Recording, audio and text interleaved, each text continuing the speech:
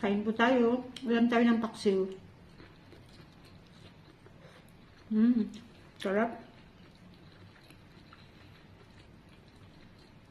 Sarap magluto yung friend ko. Dami niyang binigay sa akin.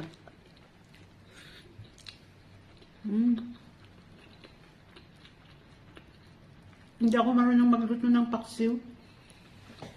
Masarap palang paksiw. Kailangan kong magpaturo.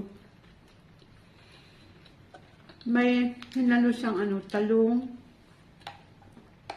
bitter gourd, at saka ano pa ba. Ang sarap. Talagang lasang-lasa mo yung